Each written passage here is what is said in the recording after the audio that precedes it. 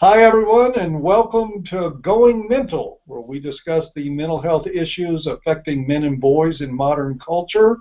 And today we're going to be talking quite a bit about mental health services, or in other words, you're better off in a casino if you're a man going to get mental health services in the West. Joining me today, as always, is the talkative, tenacious, and always tawny Dr. Tara Palmatier. Say hi to everybody. Hello, everyone. And also joining me is a very special guest, a friend to men's advocacy, the tough and very tenacious, testosterone-laden, and testicular Tom Golden. Say hi, everybody. Say hi to everybody, Tom. Hello, hello. Glad to have you here. Thank you very much for joining us. Now, this is a really serious subject, given that we have such a high rate of suicide in men, a high rate of alcoholism, depression, drug abuse, all the symptoms of people that are struggling to cope with life are found in higher degrees in men than almost anything found in women. Yet at the same time, we have a mental health industry that is geared almost exclusively to address women's issues and women's needs. That forms the foundation of most training that clinician gets. They are trained in feminist theory. They are trained in patriarchal dominance theory, which asserts that domestic violence, as it stands, only happens because of patriarchal extension of power into the home. So we get a very skewed view. Male victims are ignored. Male victims of sexual assault are ignored. It's no secret and no coincidence that the primary consumers of mental health services are now women, and that many men are very reluctant to go, and I think that there's probably good reason for that. We want to explore some of the reasons that that happens, and most importantly, we want to talk about what it is that men can do. If you need mental health services, it is certainly important that you do your best to avail yourself of them. But we also don't want you stepping on a mine going into that and getting yourself worse off than you were before you went in. And that, unfortunately, is very much a likelihood in this field. So let me start out with Tom. Tom, you've been a practitioner for many years. You work specializing with men's grief. You've written a book on it. You've written a book on the way that men heal. And let me ask you first, is there a disconnect between in the mental health field, generally speaking, between what men's experience actually is and what their needs are and what most mental health providers are seeking to provide? Well, I really don't think there's a disconnect. I just don't think it exists. You know, it's very, very minimal understanding of men's uniqueness and the way men are. It's just not a part of the program. You know, maybe one fraction of 1% of the folks know about men and about how they're a little bit different and how they do things, et cetera, et cetera. So, you know, it's a mess. Let me follow up on that. You know, my experience as a clinician for over 20 years was what I saw was this sort of this feminization of therapy, in that clinicians expected men or measured their progress and even wrote treatment plans around it based on how they articulated feelings, whether or not that they were tearful in groups, whether or not that they processed emotions and feelings and traumas in the same way that women do.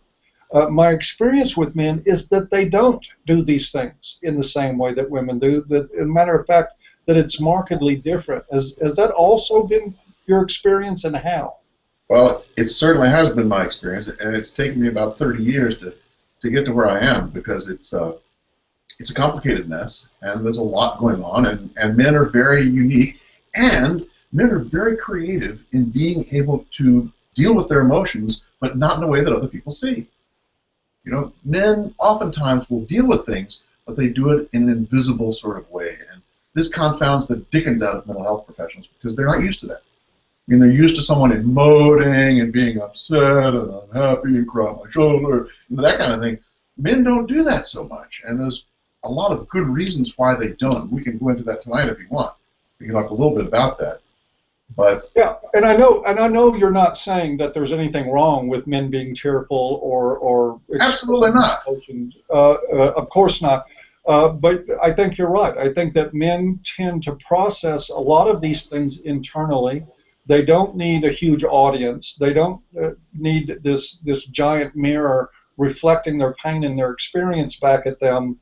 But what they need to do is sort things out intellectually in their head and manage their emotions through the process of grief and other events in their lives. What I've seen over the years is that men will, rather than talk about things, which is kind of the expected therapeutic mode, men will do something.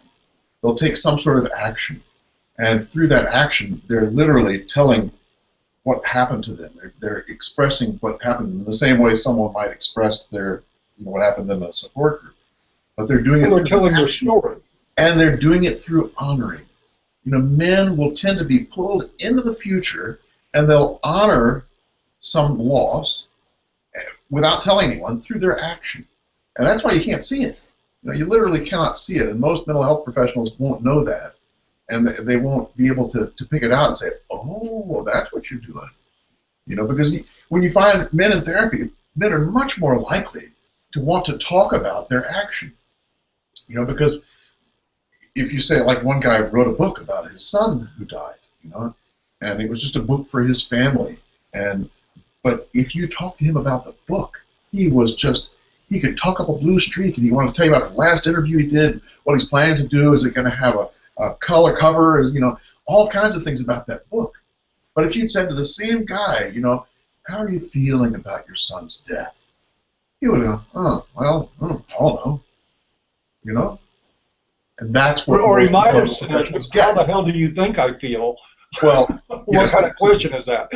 But most mental health professionals will only see that part of it. They'll only see I'm not sure.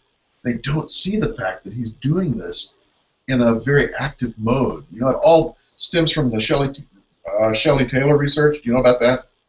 Where they had Taylor just found in the early 2000s that men and women under stress act very, very differently. And men under stress will take action. They'll do something. Or they'll pull back and withdraw. Whereas women under stress will talk about it, and talk about it, and talk about it. And so this is a huge bifurcation that happens, and most mental health professionals don't know about that. They don't have the slightest idea that men are going to move towards action when they're feeling something's upsetting to them. Or they'll move towards inaction where they pull back and get very quiet and they grind on it. So those kinds of things, if you know those things, you can really help men in a different kind of way. Does that make sense? Absolutely. Dr. T, now your practice is mainly dedicated to men. I know that you obviously have dealt with female clients over the years too. Do you notice that bifurcation, that difference in the way of processing between men and women? And I'll double up the question, have you also noticed in the mental health profession this tendency to lump everybody into the female model and say this is the way that emotions are expressed in a healthy way, this is the way you heal, and if you're not doing this, you may be doing something wrong, which is a really powerful message to send a client in therapy? Yes, I have. It's one of the reasons I prefer working with men oftentimes, because that's how I process emotions too. I do it internally, analytically first, and I find a lot of, not all, some of the guys are right there emoting, and that's fine because that's what they need to do. Therapy is not one size fits all, and it's a job of a good therapist to meet their clients where they're at and figure out which path is most productive for them in addressing whatever their individual issues may be. So yes, I agree with you, Tom. That's my experience. First guys, they want to make sense out of what the hell is going on, right? Yeah. And once they can do that, you know, which oftentimes is impossible, especially if they're married to a personality disordered woman, because nothing makes sense, which is part of the problem, why they're thrown for a loop, because they've tried, you know, problem solving, thinking things through, self-introspection. Okay, well, she said if I do this, the problems will all be solved and we'll be all happy. And of course, that doesn't work when you're dealing with that type of personality, because nothing is ever enough. And so, yeah, they're, you know, first they need to make sense out of what's going on, and then they want to take action. And we will discuss feelings, but it's oftentimes it's more in the abstract than it is, you know, with them emoting in real time in the session with me. You know, and to speak to, did I answer the first part of the question? Yes. Okay. And to answer your second question about the mental health field, absolutely, men are penalized or considered bad patients for not emoting in a way that most therapists are comfortable with, which is the female style, where you talk about it. You know, and a personal anecdote: when I was in graduate school, in my doctoral program in particular, we would have these group seminars of 5 or 6 students, which were some type of pseudo group therapy class, which I absolutely hated. And I was penalized because I didn't emote enough in class. In fact, I mean, I still somewhere I still have my review forms where was a bit guarded and didn't talk. Oh, it's like, fuck this shit. This isn't you're not my therapy group. And you know what? I'll do that with a therapist. I'm not going to do that in professional seminar 3. But you were graded on how well you could emote in class. And to me, it's like, I don't want to hear my classmates, you know, Dad didn't go to my baseball games and now I'm scarred for life, unless we had already established a close friendship. And then, of course, you know, you tell me your story, I'll tell you mine. But the fact that we were getting graded on this crap was just mind-blowing to me. Let me give you both an example of what I'm talking about and just sort of throw it out to both of you to comment. I recall there were several years in the mid-90s there where I had the very dubious lack of pleasure of co-facilitating a couple of groups with a very dogmatic feminist therapist. These were substance abuse groups.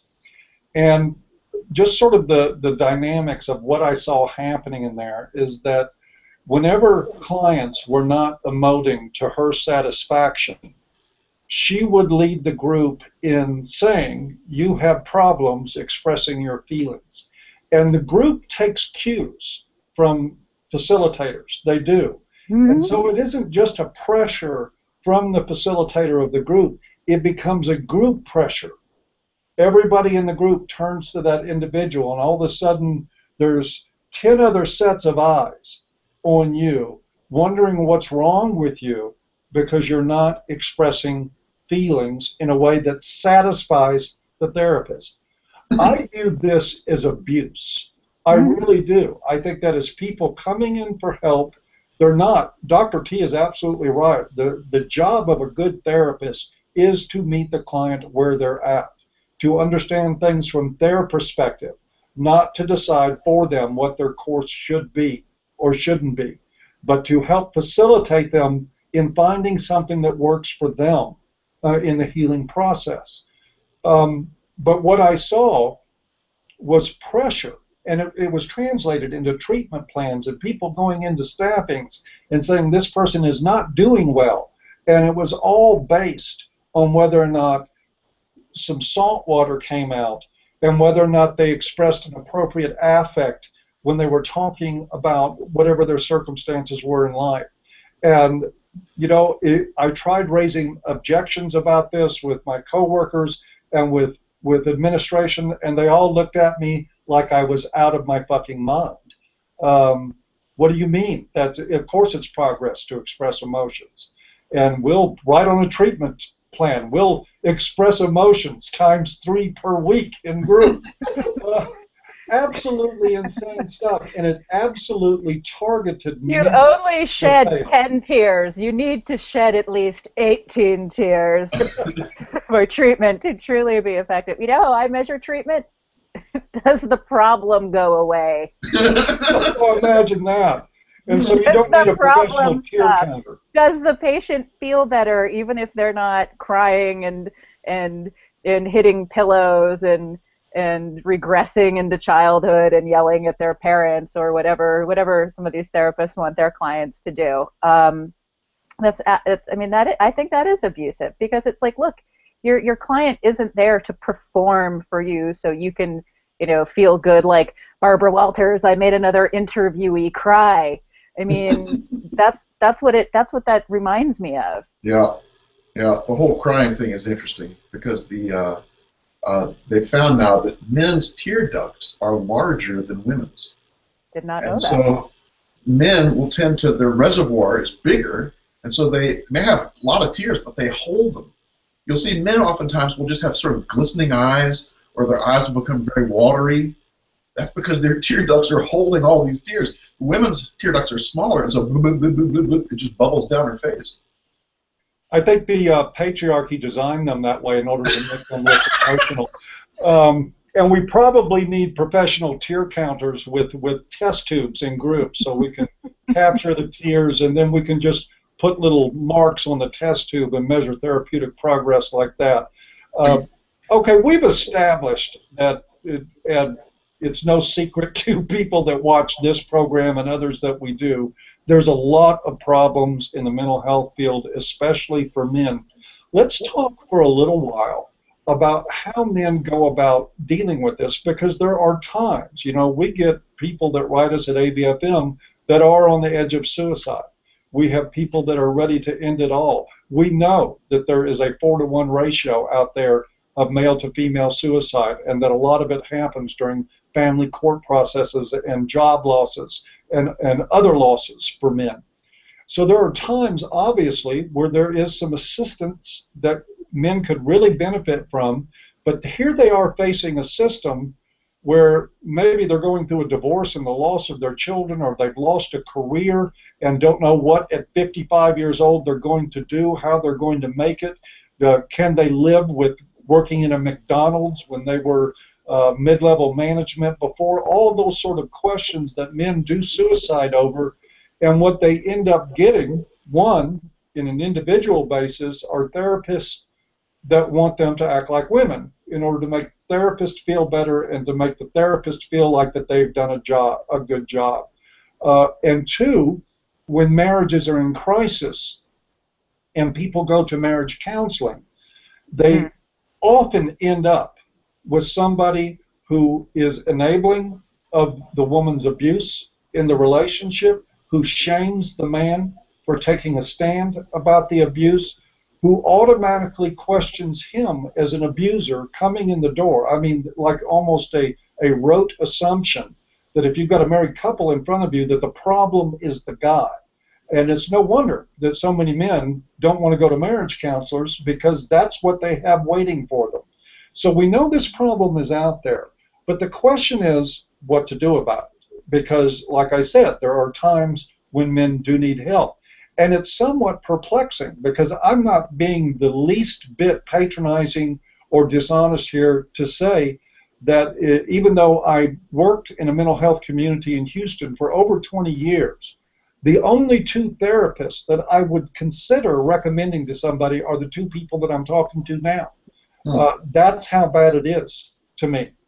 So men do need some sort of tools, some sort of instruments that they can use to screen out the worst of the garbage, and then it's still a crapshoot after that, because there's so much garbage, you don't know what you're going to get. But if you really need help, you need to try.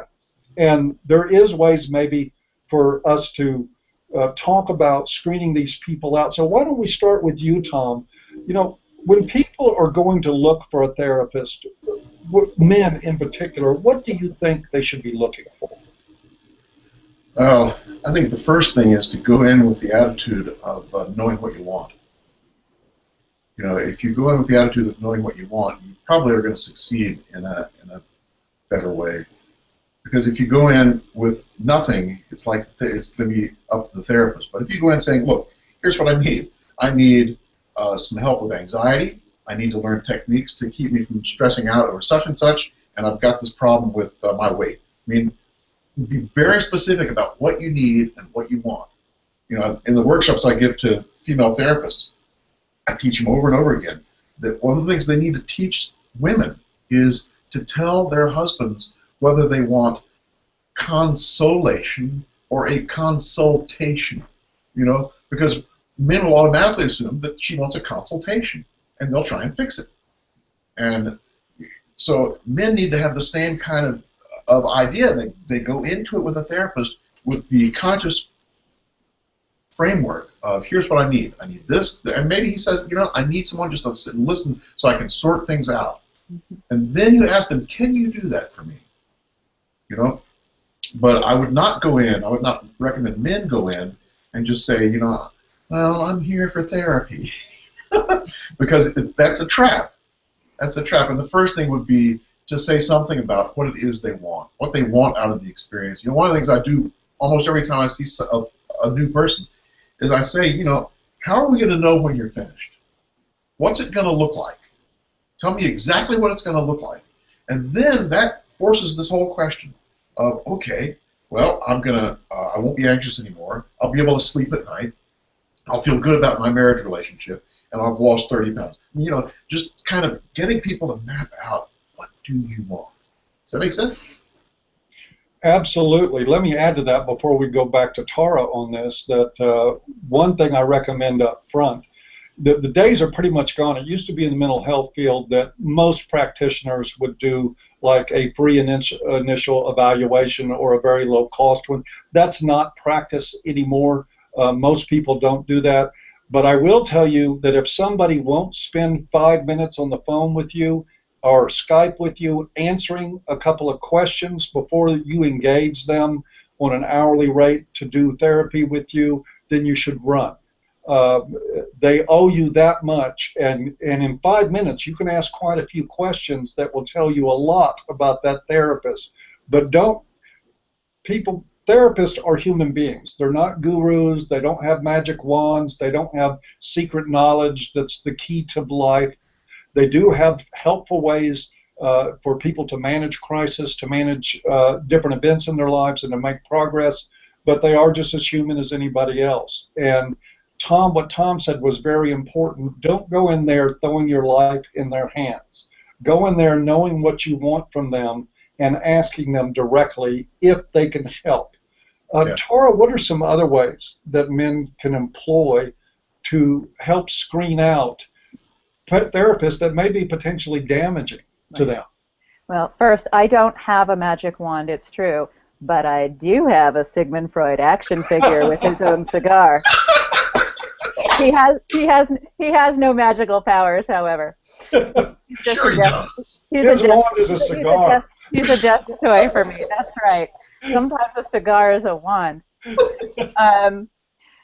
Well, I mean, my practice is very niche-y. So, I mean, 9 times out of 10, or I should say probably 98 times out of 100, the reason a man is seeking my services is because he's either in a relationship that is causing him a tremendous amount of turmoil and pain, or he's trying to get out of a relationship that's causing him a tremendous amount of turmoil and pain, or he's got an ex who just won't let go, who is still causing him a tremendous amount of turmoil and pain, or he shares children with an ex who, et cetera, et cetera, et cetera.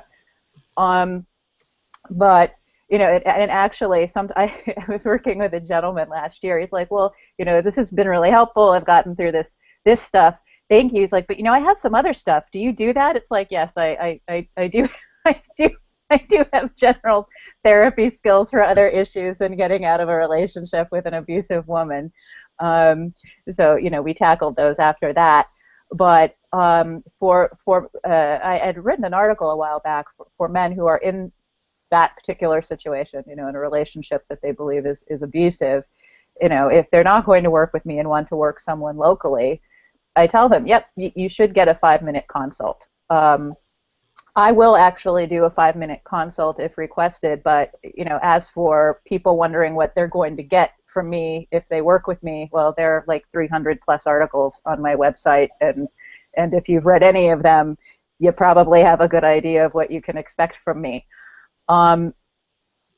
Need to quit saying so what I recommend for men who are in the situation of potentially being in an abusive relationship is, first things first, ask the therapist, do you believe that a woman can be the abuser in a relationship? And if she says things like patriarchy and patriarchal oppression and, well, what are you doing to her to cause her to treat you like that?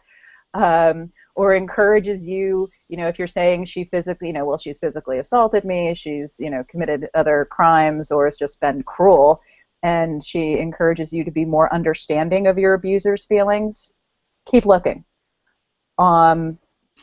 You want to find out especially if there are children involved, if they know what parental alienation is, and if so, do they believe it's a real thing? Because there are some therapists, men included, men and women therapists, who think it's all just this nasty father's rights ploy to steal children away from their mothers.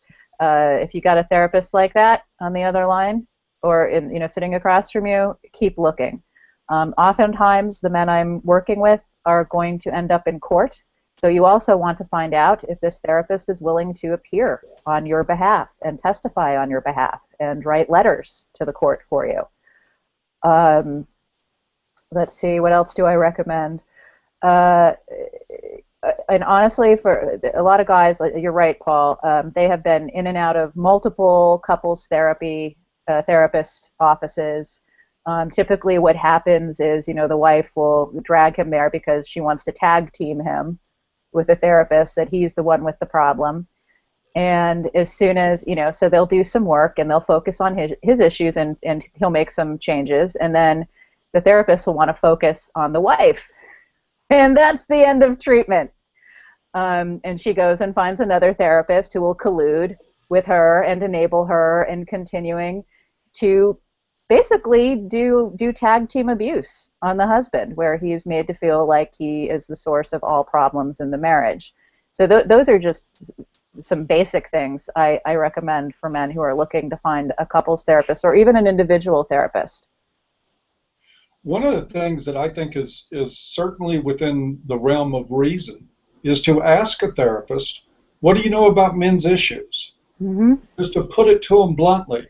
Absolutely. And if you get this sort of men's issues, sort of like I'm not sure what you're asking me, that's the signal for the exit sign right there. If they say, oh, I know a lot about men's issues, we studied a lot about issues of gender in my gender studies program. Yes, absolutely. Put a string of garlic around your neck and throw some holy water in their face, because they're troubled too.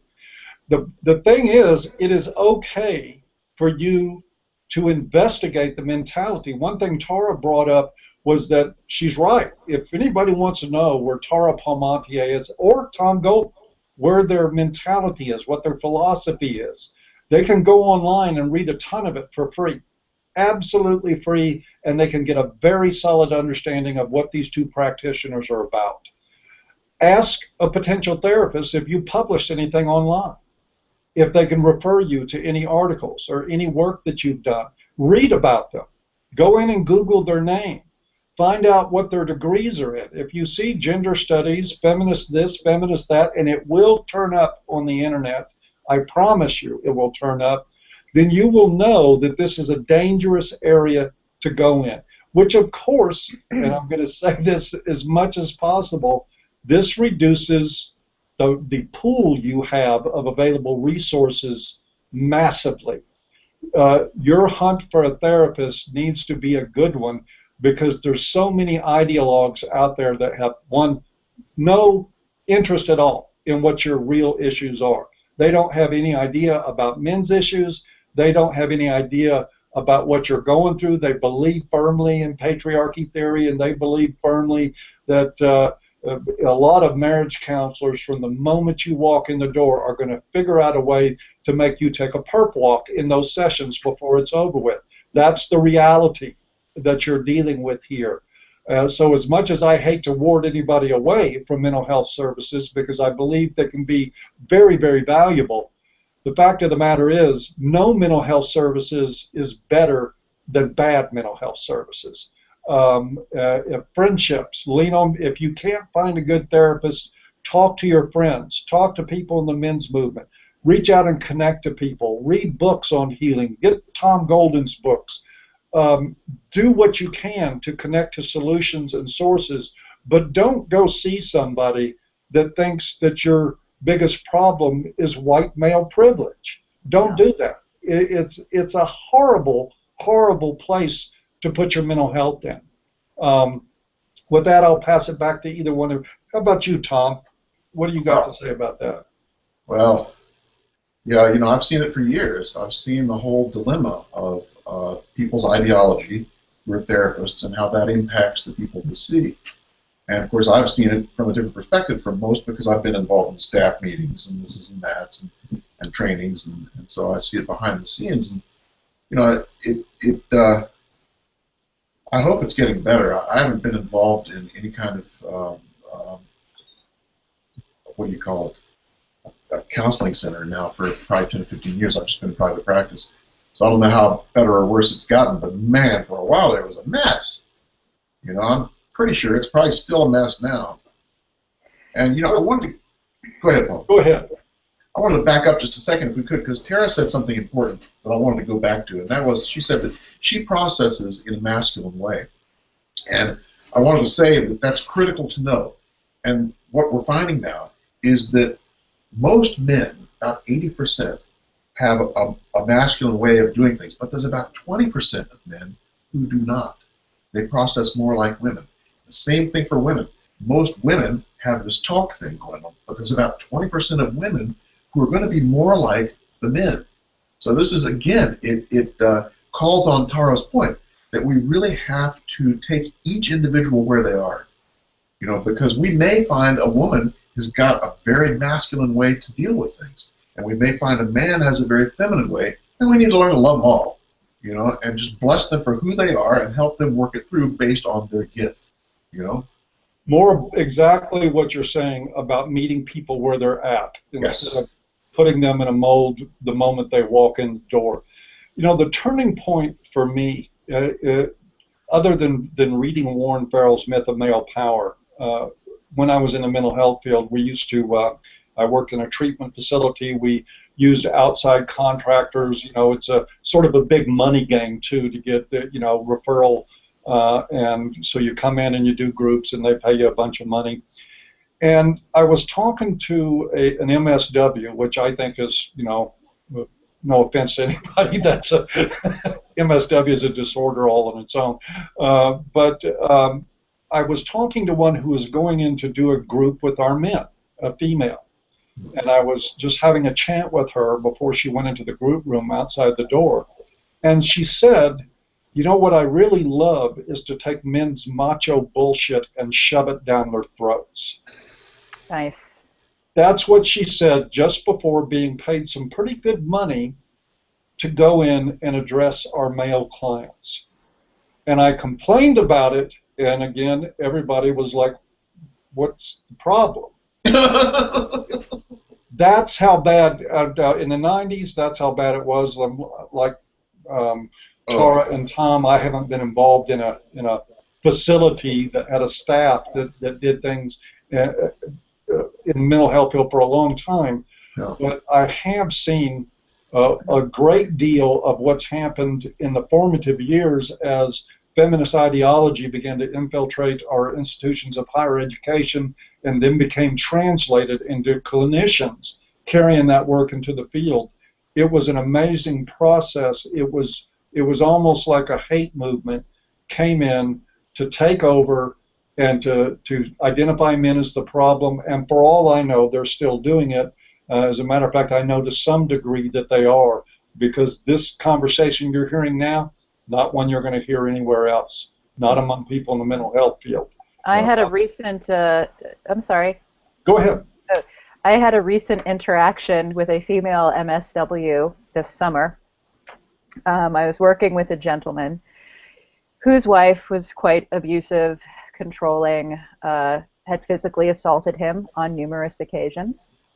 And he was working with me individually and working with this MSW I believe she was also an LFMT, like a marriage family counselor. And he was getting increasingly frustrated. He's like, everything is getting pinned on me. He's like, I'm describing abuses that my wife is engaging in, and just completely ignored. He had had an affair, and that's all the therapist would focus on. And the reality is, the issues in their marriage existed long before he had an affair. And in fact, the affair was because he wasn't getting any love, he wasn't getting any affection, any respect, consistently undermined as a father to his children, and he was isolated, lonely. At some points, he had thoughts of suicide, and it reached a crescendo while we were working together where the wife made some vague suicidal statements and took off with their kids for a long weekend and wouldn't answer her phone. He was going out of his mind. He was worried. The wife had made suicidal statements. She comes back and blamed it on him. Well, I had to do that. And what did she do? She was, boating on a river somewhere with a sibling and the kids while this guy's at home going out of his mind. So we brought it into therapy. He's like, it went over the female therapist's head, and she said, oh, well, she was just feeling anxious and hurt. Like, so he had to be understanding of the fact that this bitch abducted his kids after making suicidal statements and just be okay and empathetic and understanding of this horrible action that she did. He's like, can you please consult with her and he's like, I don't think she's hearing me. I don't think maybe I'm not, and this guy was incredibly articulate. So I'm like, well, if you really want me to, I will try to temper what I have to say. So we arranged a Skype chat video, and immediately I was like, oh, brother. She had one of those lampshades that had little marabou feathers around the edges of it. It's like, Jesus Christ. But I tried to keep an open mind, and I said, well, so-and-so wanted me to call you because he feels like, he's having a difficult time getting you to understand what he's discussing. She immediately became defensive, so I was seriously tiptoeing on eggshells with this woman. And then I got around to, I said, okay, well, let me give you an example. When the wife took off with the kids, he's very upset. And, he says that wasn't even really addressed, and you just want to keep going back to this brief affair he had. And she's like, well, I think she was really anxious and hurting, and that was her expressing her pain. And at that point, I lost it, and I'm not proud of this. But, like, I said, okay, fine. Maybe she was anxious and in pain, but that does not make what she did okay. And had my client, the husband, contacted me over the weekend when this had occurred, I would have encouraged him to call the police and file a report. I said, and now let me ask you, if husband did this, husband abducted the kids after making vague suicidal threats and disappeared for 4 days with no contact, would you chalk it up to him just being in pain and afraid of losing the relationship? I swear to God, if she had been a cartoon character, there would have been a bubble over her head with the little gears in her head trying to spin and smoke. And then she just started stuttering, well, I just think we have a different style and approach. I'm like, if by meaning that I don't think it's okay for a parent, whether they're the father or the mother, to make vague suicidal statements and then abduct the children for 4 days without a phone call, yes, I would agree. We have a different approach. There may be also something just a little bit telling about that situation too.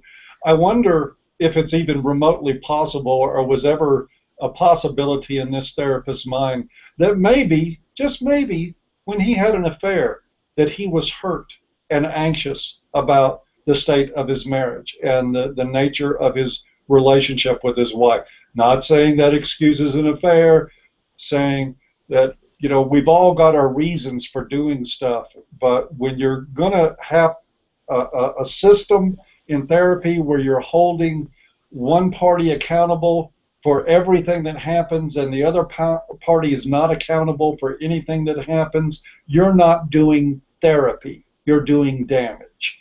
So stop it.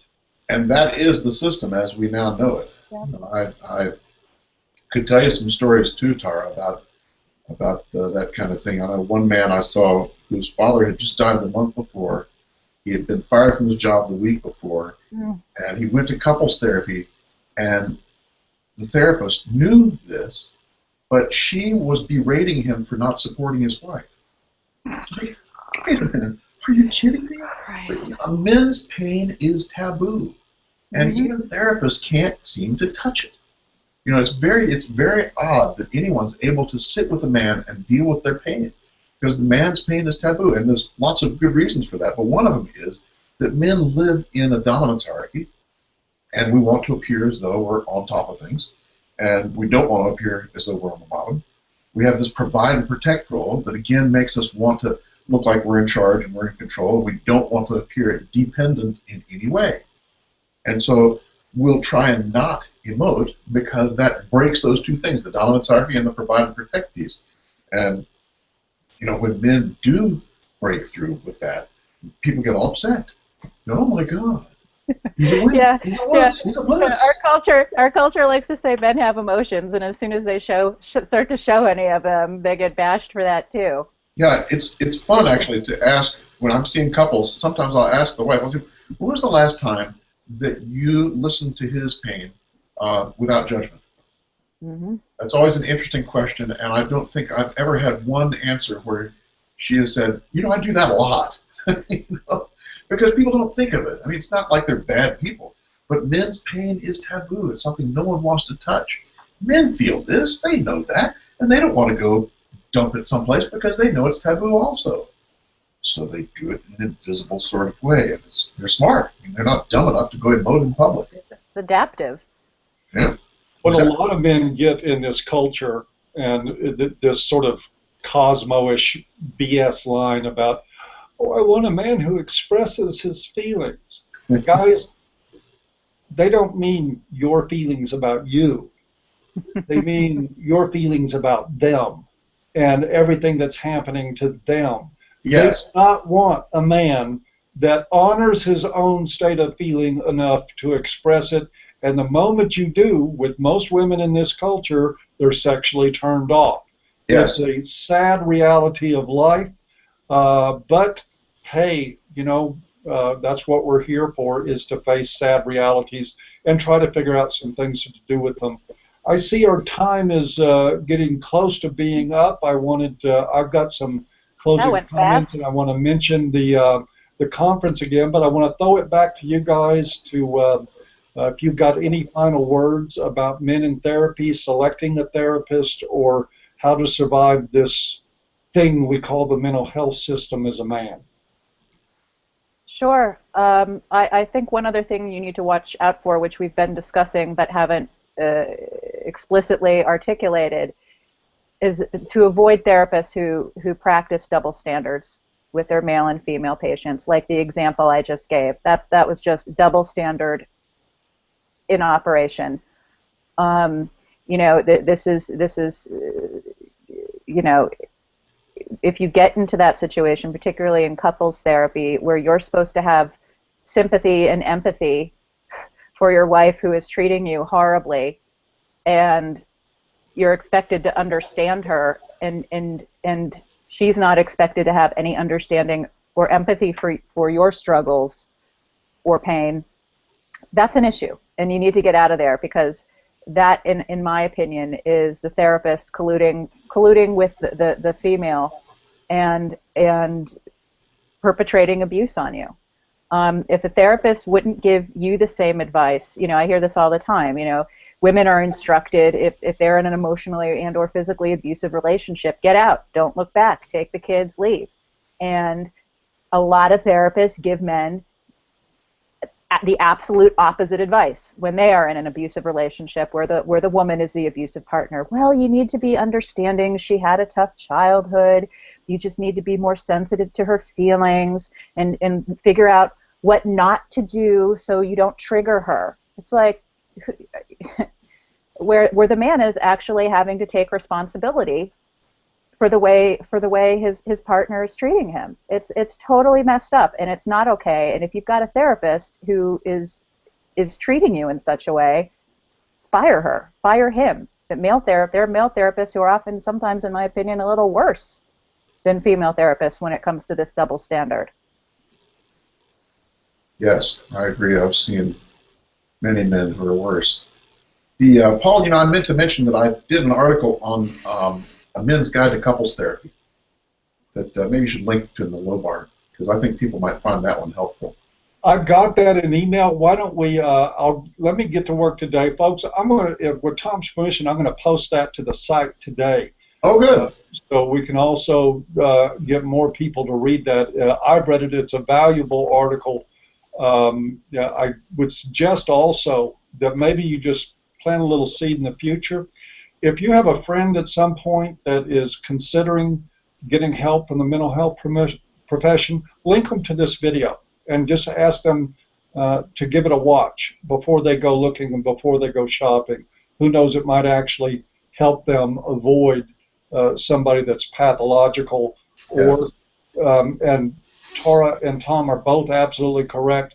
I met more than my share of male therapists whose mission in life was to keep the husband up on a white horse in the marriage, that he thought that was stable family stuff, and they were just as enabling with female abusers. Oh, and all this goes back to infantilizing women. All of it is misogyny, in my opinion, is that what we're saying is that women can't be held accountable for their actions, that they don't have control of their emotions. She was just this, she was just that, pat, pat, dear, dear little girl. Therapist's job is not to infantilize people, but most therapists do with women. It's a human trait to do that. Therapists are subject to do it, and very few of them are intelligent enough, experienced enough, and wise enough to outgrow that and start figuring out how to help people mature and take responsibility and move on to more functional lifestyles. Before we go, I do want to, thank everybody for showing up, and thank you, Tom, very much for coming on the show this time. We'd love to have you back. Always love your insights. It's been a pleasure, Paul. Let me know when you want me back. We will, and frequently. Also, just an update, conference tickets for the International Conference on Men's Issues in Detroit on June 26th, 27th, and 28th are still on sale. You can get yours at avoiceformen.com. Also, on June 26th, Dr. Warren Farrell will be having a special workshop there at the convention site at the Doubletree downtown in Detroit that is geared toward increasing your compassion for men and boys. It is about the boy crisis. It is about our relationships with our fathers, but it is also targeted at men who are in activism and sort of the emotional end of that work, which I can tell you from personal experience is not all a bed of roses. But certainly if the topic of this discussion was about compassion for men and boys, you'd get a lot more of that and more from Dr. Farrell on the 26th. The workshop proper is on the 27th and 28th of June. Also, I suggest that if you get a chance, search YouTube for The Psychology of Hate, a video I did several years ago that went pretty viral, and it was about my experience with dealing with mental health practitioners and their innate prejudices about men and women and their tendency to demonize men and deify women. And some people still find that useful, so give that a search. With that, I will ask one more time if there's any parting words from either of you that you would like to give. You know, the one thing I wanted to say, Paul, was that it's good for men looking for a therapist to try 2, 3, 4 different people. You know, have conversations, short 5, 10-minute conversations on the phone or Skyping with a number of people, so you can make a good evaluation about which one's going to be the best fit. Don't throw a dart at the yellow pages, guys. Investigate and take responsibility for screening these people. All I can say is you've been warned. And word of mouth is probably the best way to find someone good. Unless Jacqueline Friedman is recommending your therapist. But that is going to be for another show. With that, I want to say goodbye to everybody and thank you all. See you next time. Very good. Thank you.